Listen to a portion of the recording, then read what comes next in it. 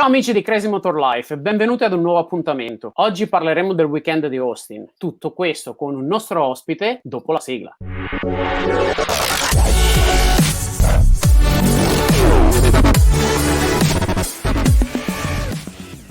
Ciao Roberto! Ciao Giacomo, Allora, presentati a tutti i nostri visitatori. sono Roberto Carlos Figueiredo Rodriguez, è un po' lungo però abbreviamo con Roberto Figueiredo e io sono di origini cubane, abito in Italia, a Roma, motociclista da quando avevo 16 anni, 14 con i primi motorini, tutte queste cose un po' così e ho fatto il meccanico, ho iniziato a 16 anni e ho smesso diciamo ufficialmente intorno ai 20 per più che altro questioni economiche. Ho cambiato, diciamo, mestiere, ma passionalmente ho, diciamo, una piccola officina privata e, diciamo, mi dedico alle cose più sfiziose.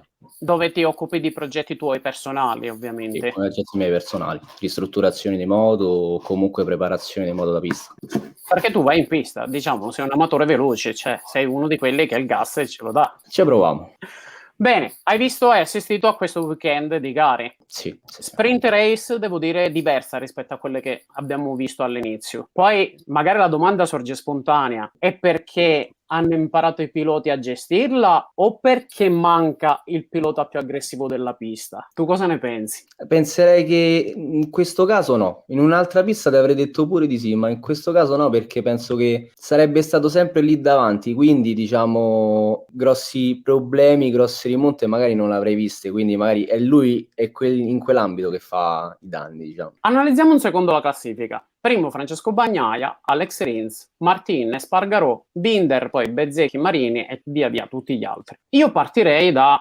Grande amarezza per lui, anche se grande soddisfazione allo stesso momento. E possiamo dire che il cucchiaio di legno che gli è rimasto in mano comunque è un cucchiaio vincente. Vuol dire che in Europa può avere grandi possibilità di dire la sua, se riesce a mantenere un po' di costanza. Certo, lui deve dimostrare che l'anno scorso non è stato un caso. Sì. L'Aprilia ha fatto un passo avanti in pochissimo tempo e ora si trova proprio a lottare quasi ad armi pari con la migliore della griglia. Guarda, direi che mancano forse i piloti, sincero, nel team ufficiale più che altro. Diciamo che Vignales dovrebbe essere quello che dovrebbe portarla sul gradino più alto. Dovrebbe, ma poi al fin dei conti vediamo un Aleix Espargarò che ha un fisico bestiale, perché ha un fisico bestiale, si allena H24 in bicicletta, pare che deve fare la 24 ore sulla bicicletta e soprattutto tranne la fine dell'anno scorso e purtroppo un pochettino quest'anno ha una grandissima costanza, lui vince sulla lunga. Non credo che l'anno scorso sia stato un caso, certo c'è di fatto che lui questa moto l'ha costruita da zero, l'ha vista costruire, Vedo un evolversi. po' molto il dovizioso, per quello che dici tu. È uno d'esperienza, è uno che la moto ha dimostrato di saperla portare avanti e di saper portare avanti lo sviluppo. Vignales nella gara sprint invece solo decimo. Vignales purtroppo le partenze...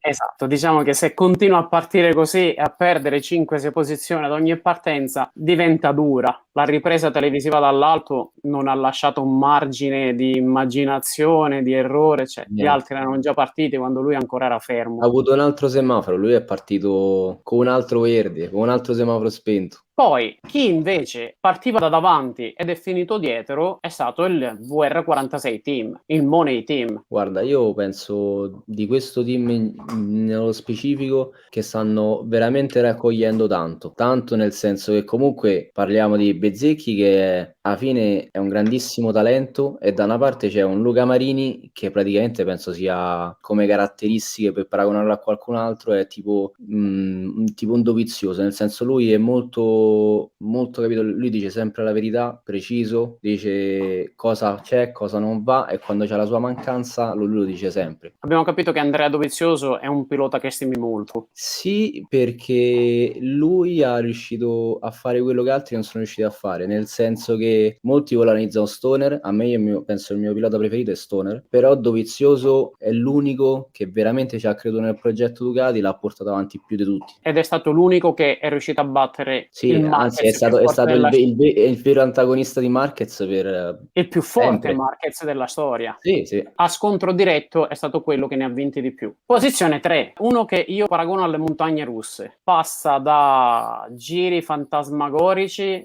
gare in solitaria a nulla di fatto. Lui già dall'anno scorso secondo me ha fatto un passo indietro mentalmente, secondo me, per questa cosa dell'incostanza, e che lui è uno dei più veloci sulla griglia con qualsiasi setup, secondo me, nel senso che gli potessi mettere pure due ciocchi di legno al posto delle forcelle, lui andrebbe forte lo stesso, però è troppo incostante. Non è una questione di testa, tutti quei problemi che ci sono stati con Ducati riguardo Enea Bastianini l'anno scorso. Sì, lui ha una guida di per sé molto aggressiva e molto veloce, che però non sempre paga, anzi, nella maggior parte dei casi proprio lo porta ad esagerare. Sotto questo punto di vista mi ricorda molto Marquez, come dicevi te, dei tempi d'oro, cioè si lancia per capire il limite e solo che non riesce a fermarsi prima. Solo che Marquez lo faceva durante le prove Vinceva, e poi capiva qual era il vinceva la domenica. limite e poi la domenica si metteva lì davanti a tutti. Infatti Lui quello dico, lui invece, non riesce ad avere quel freno, diciamo, che si tenga un pochettino prima. lui per rimanere nell'ambito dei grandi è ancora molto più legato a Rolling Stone. A lui gli davi pure una bicicletta col motore e comunque la domenica te la metteva sempre lì davanti, eh. Avviciniamoci alla zona alta del podio. Alex Rins è una Honda che davamo per spacciata da inizio stagione. Lui ha fatto quello che hanno capito in Ducati da un sacco di anni, cioè ha preferito migliorare il setup del vecchio telaio per poi, ecco, riuscire a essere costanti, diciamo, è la pista migliore dove lui riesce a esprimersi. Però comunque lui ha dimostrato un grandissimo passo caro. Io infatti aspetterei un attimo ad inquadrare Alex Rins proprio perché ha un feeling particolare con questo tracciato. Quello che possiamo dire è che sicuramente ha cambiato stile di guida rispetto alla Suzuki. Ora è sempre fuori dalla moto, ad ogni curva gomita a terra, mentre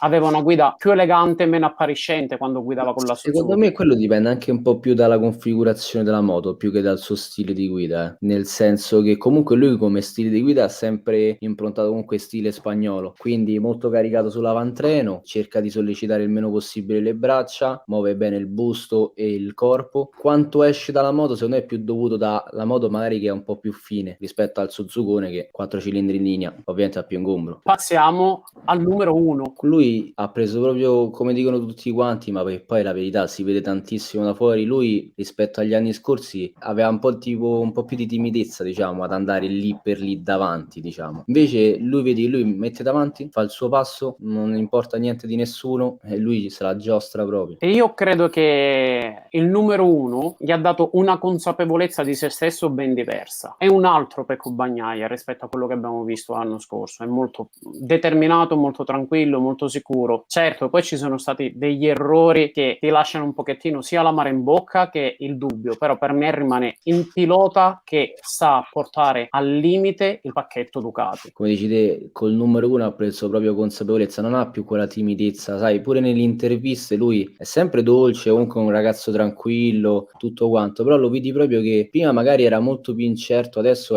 sono andato davanti, ho mantenuto il mio passo, lui sa di essere veloce. Certo, c'è da dire che in queste prime gare sta mancando la controprova. Io come un bel avversario quest'anno partito purtroppo, ne ha Bastianini purtroppo è come andata, lui purtroppo ha avuto dei problemi diciamo a inizio campionato, però un grosso miglioramento sempre in ambito Ducati lo vedo proprio in Marco Bezzecchi, non perché è il primo in classifica, ma perché ha preso molta più costanza, fa quello che può e arriva al limite senza che è meglio portare a casa un quinto, un settimo posto che magari provare a passare quarto e poi portare a casa zero. Posizione 19 per un Fabio Quartararo. Secondo me già l'essere arrivato a tagliare il traguardo è un miracolo.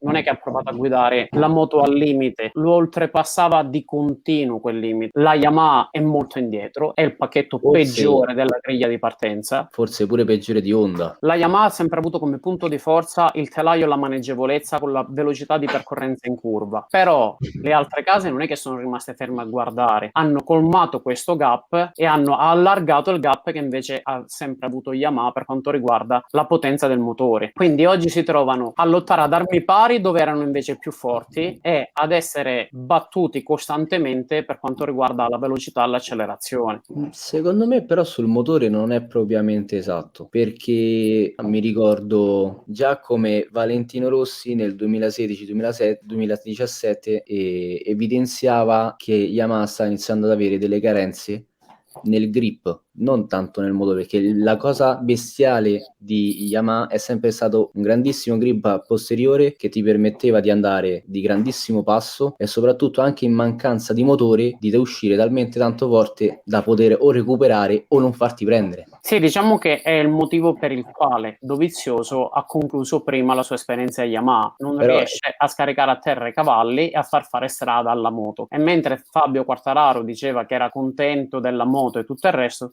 Dovizioso l'ha dichiarato pubblicamente: Fabio parla così semplicemente perché ha guidato solo questa moto. Se avesse guidato altre MotoGP si sarebbe reso conto non è la potenza del motore, ma è proprio la mancanza di trazione. lui lo nota di meno perché lui ha una guida che non si direbbe, però secondo me è molto stop and go, perché lui porta tantissimo il freno, fa scorrevolezza, ma non quanto lo facevano, diciamo, i suoi predecessori, tipo Valentino, tipo lo stesso Morbidelli. Lui ha tantissimo problema proprio per questo motivo, perché lui è un grandissimo staccatore e porta tantissimo i freni dentro la curva e la fa voltare molto velocemente coi freni in mano. Poi ovviamente apre il gas prima, perché se la volti prima apri il gas prima, e quindi lui, diciamo, riesce a metterci col suo stile e col suo talento una grandissima pezza. Però il problema è poi la dai anche a un Morbidelli che non ha niente da invidiare secondo me a un Quartararo, nonostante abbia un mondiale, e non riuscire a sfruttare questa moto che purtroppo, che se tu la guidi solo di scorrevolezza e non fai delle grandissime staccatone, non riesci a uscire, rimani lento sempre. Il 19° della gara sprint, Sì. che invece fa un miracolo e la porta sul podio, perché questo podio è di Fabio Quartararo, non è della Yamaha per quanto mi riguarda.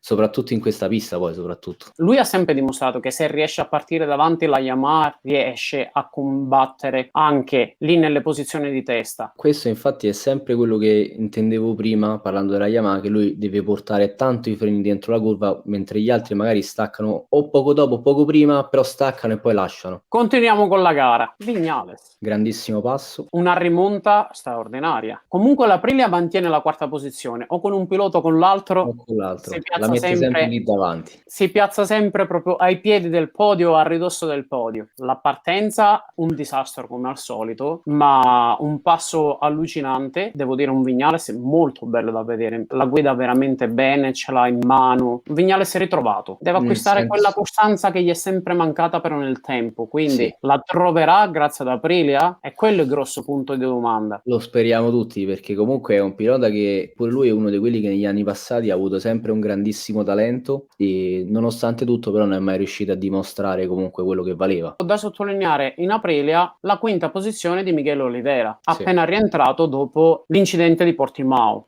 Un pilota che secondo me si farà valere. Secondo me pure, per il semplice fatto che lui riesce a essere costante e allo stesso momento veloce. Luca Marini finalmente arriva sul podio, un podio voluto, desiderato, non ha mai... Non si è accontentato, soprattutto perché poteva accontentarsi della terza posizione, invece ha voluto proprio portare a casa quello che poteva fare, e anzi aveva anche un bellissimo passo per recuperare pure Alex Rins, bisogna anche dire questo. Però quello che mi piace tantissimo di questo pilota, che lui non è stato mai un'esplosione di talento, un'esplosione di velocità, lui è di quelli che mette mattone su mattone, uno sopra l'altro, però ogni volta alza l'asticella, e se il trend in MotoGP è lo stesso delle altre categorie, diventerà un cliente scomodo per chiunque. Secondo me lui, ma pure Bezzecchi, che è dello stesso team, quest'anno ci faranno vedere grandi cose. Luca è sempre stato uno molto, come dici tu, mattone per mattone, raggiunge un livello altissimo, e il problema è che non si ferma, per come la vedo io, nel senso che lui è un grandissimo estimatore, diciamo, dalla parte tecnica, e migliora sia se stesso che, diciamo, la moto. E passiamo al gradino più alto del podio, Alex Rins. Questo weekend conquista 2 podi, vince la gara della domenica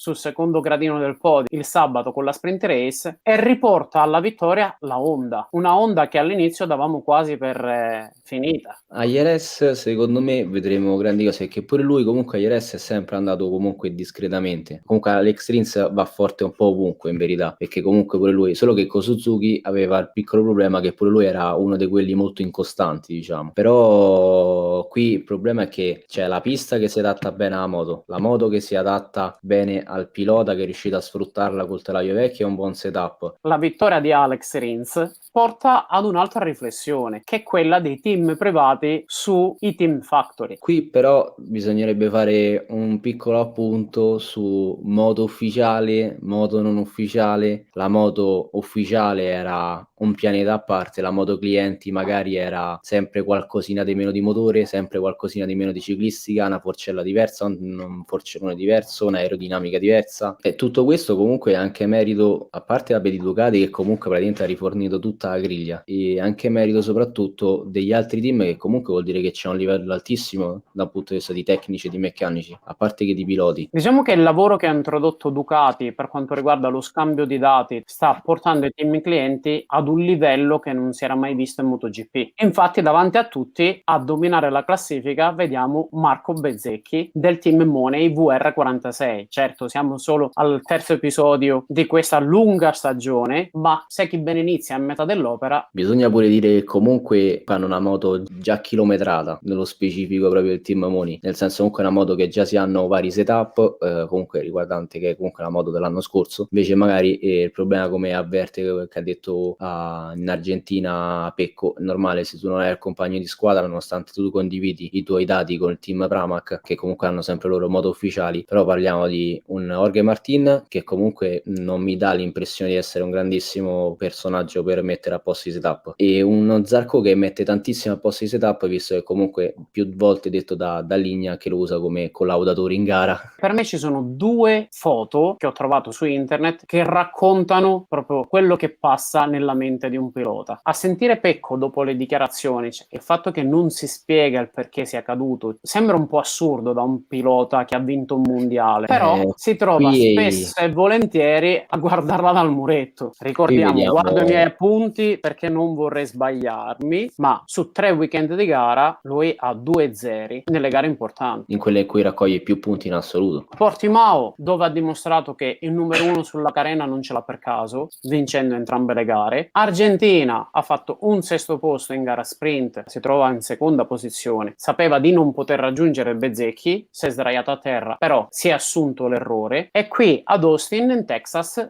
vince la gara sprint e la lancia in gara. Io qui ritorno sempre sul discorso di prima, nel senso, qui vediamo, a parte Argentina che comunque era sul bagnato, e può capitare, perché è brutto dire, ma può capitare anche a questo livello di commettere un errore sul bagnato, perché comunque il bagnato è sempre insipido, è sempre tante cose, diciamo, che sono incomprensibili, cose che magari fai 100 volte in tranquillità e poi a 100esima stai per terra senza nessun tipo di problema perché è bagnato. Però invece io qui ti ritorno proprio sul discorso che facevi te. A Portimao ha dimostrato di essere il campione in assoluto e dominare in qualsiasi modo in facilità, diciamo. Da fuori sembra quasi imbarazzante. Il problema secondo me è proprio qui, che a Portimao hanno avuto tanto tempo con i test per sviluppare un buon setup. Da un lato abbiamo un grandissimo pilota che glielo dà e dimostra di essere un campione, ma allo stesso punto abbiamo una moto di grandissimo livello, ma secondo me ancora un pochettino acerba, che secondo me potrebbe migliorare tantissimo già dai prossimi Gran Premi, magari se torna proprio Nea Bastianini. Quindi ci diamo appuntamento al prossimo DopoGP. Io Roberto ti ringrazio per essere stato qui nostro ospite. Invito tutti, se volete partecipare